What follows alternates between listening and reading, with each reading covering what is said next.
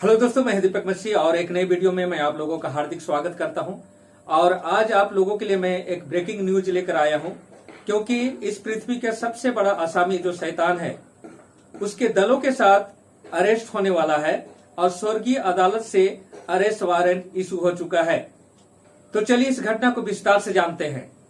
दोस्तों, मैंने पिछले वीडियो में बताया है कि दानियल की प्रोफेसी के अनुसार 1844 से स्वर्गीय अदालत में विचार चल रहा है और वहां पर प्रत्येक व्यक्ति का जीवन का रिकॉर्ड को जांचा जा रहा है, कहीं उसका संपर्क शैतान और उसके दलों के साथ तो नहीं है। और जिन्होंने अपनी गलती मान ली है उनका नाम जीवन की पुस्तक में रिकॉर्ड किया जा रहा है और जिनका नाम जीवन की पुस्तक में नहीं पाया जाएगा वे सजा पाएंगे। तो दोस्तों, आने वाली घटना बहुत ही भयानक होने वाला है, क्योंकि शैतान इतना आसानी से सरेंडर करने वाला नहीं है और एक बार फिर से शैतान और उसके दूत और यीशु और उसके दूतों के साथ भयानक युद्ध होने वाला है। और उस युद्ध में जो लोग शैतान का साथ दे रहे हैं सब के सब मारे जाएंगे, जैसा कि प्रकाशित वाक्य की पुस्तक 19 अध्याय का 11 से 14 और 19 पद में लिखा हुआ है। फिर मैंने स्वर्ग को खुला हुआ देखा और देखता हूं कि एक श्वेत घोड़ा है और उस पर एक सवार है जो विश्वास योग्य और सत्य कहलाता है और वह धर्म के साथ न्याय और युद्ध करता है।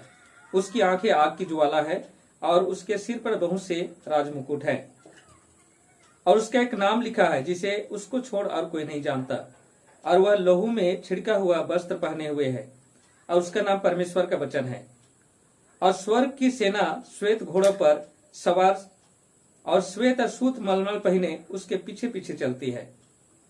और 19 पद में लिखा है, फिर मैंने उस पशु और पृथ्वी के राजाओं और उनकी सेनाओं को उस घोड़े के सवार और उसकी सेना से लड़ने के लिए इकट्ठे देखा।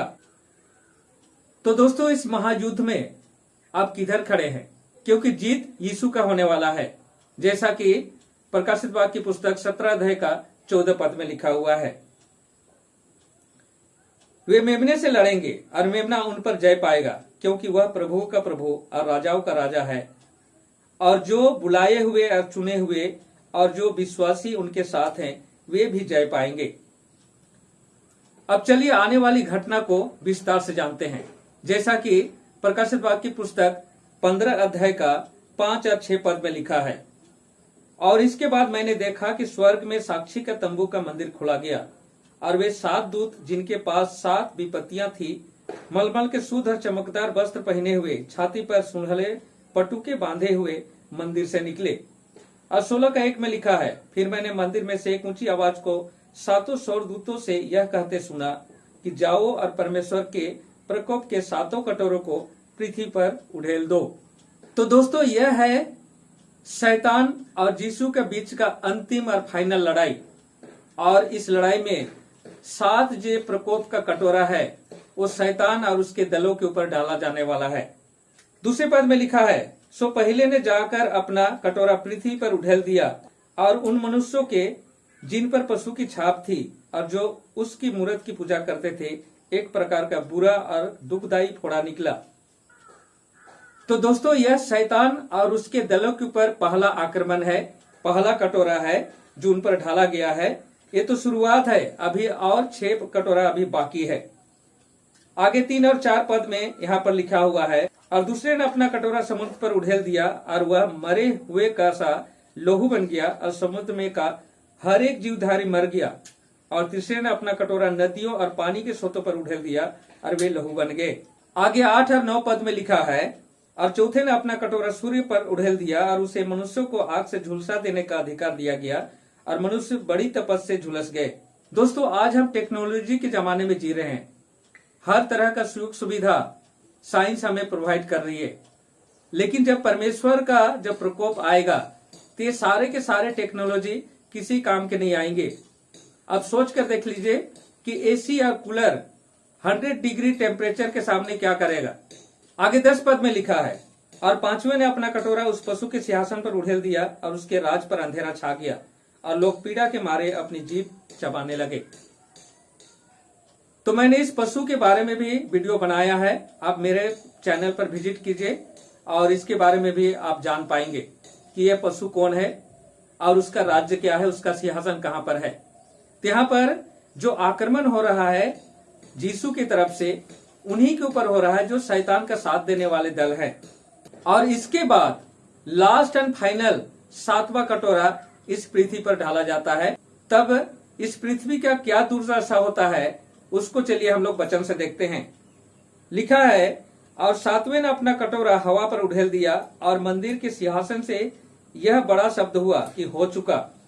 फिर बिजलियां और शब्द और गर्जन हुए और एक ऐसा बड़ा भूकंप हुआ कि जब से मनुष्य की उत्पत्ति पृथ्वी पर हुई तब से इतना बड़ा भूकंप कभी ना हुआ था।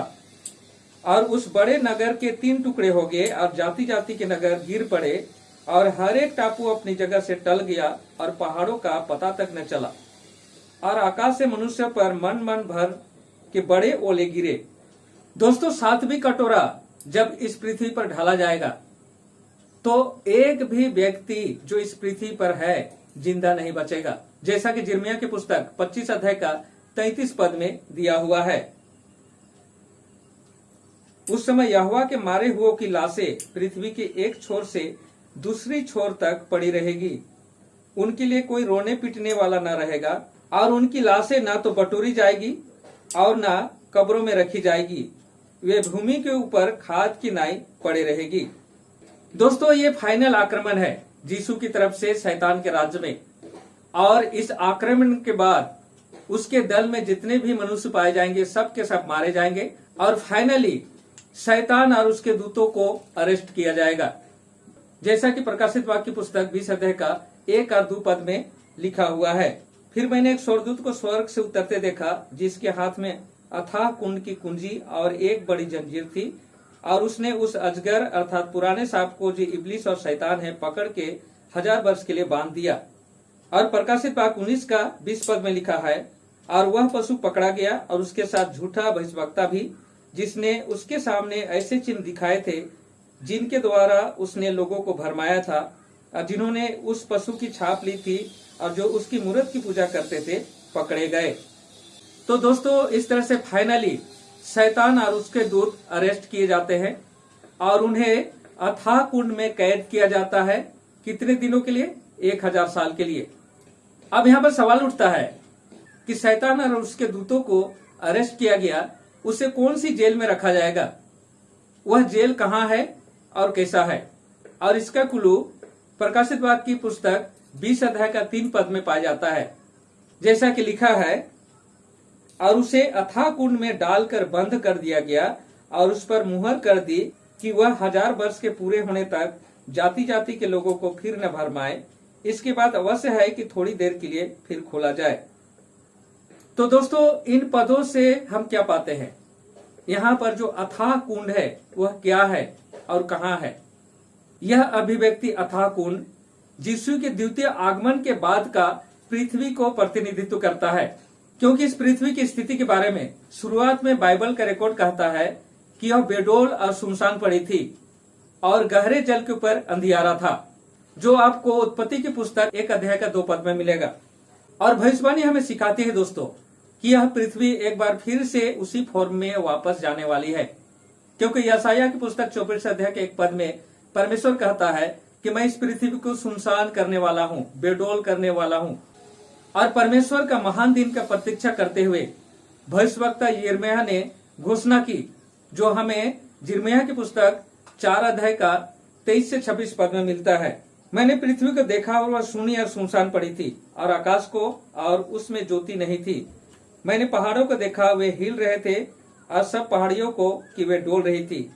फिर मैं क्या देखता हूँ कि यहोवा के प्रताप और उसके भड़के हुए प्रकोप के कारण उपजाऊ देश जंगल और उसके सारे नगर खंडर हो गए थे। तो दोस्तों, यह पृथ्वी को 1000 साल के लिए शैतान और उसके दूतों के लिए जेल खाना बनना है। और यह इस अर्थ में है कि इस पृथ्वी पर कुछ भी शेष न रहेगा जिस पर वह अपना शक्ति और बुद्धि का इस्तेमाल कर सके। वह धोखे और बर्बादी के काम से पूरी तरह से कटा हुआ होगा। प्यारे दोस्तों, स्वर्गीय अदालत में शैतान और उसके दलों का विचार हो चुका है और वह दोषी पाया गया है। फिर भी अभी वो खुला घूम रहा है।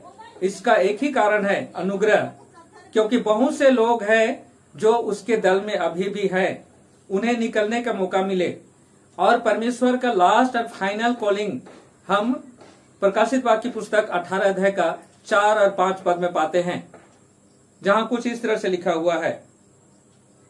फिर मैंने स्वर्ग में से एक और शब्द सुना कि हे मेरे लोगों, उसमें से निकल आओ कि तुम उसके पापों में भागी ना हो और उसकी विपत्तियों में से कोई तुम पर न आ पड़े, क्योंकि उसके पाप स्वर्ग तक पहुंच गए हैं और उसके अधर परमेश्वर को स्मरण आए हैं। तो दोस्तों, अब नींद से जागने की समय आ पहुंची है, क्योंकि हमारा उद्धार जब विश्वास किए थे उससे नजदीक पहुंच चुका है। अगर अब भी सोते रहे तो हमेशा के लिए हम अपने को खो देंगे।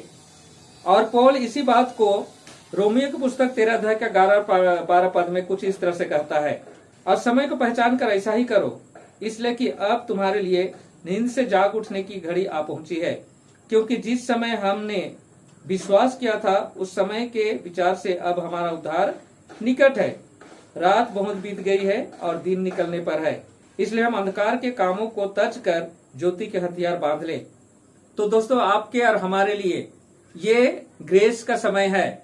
अभी हमें डिसाइड करना है कि हमें किस पार्टी में पार्टिसिपेट करना है।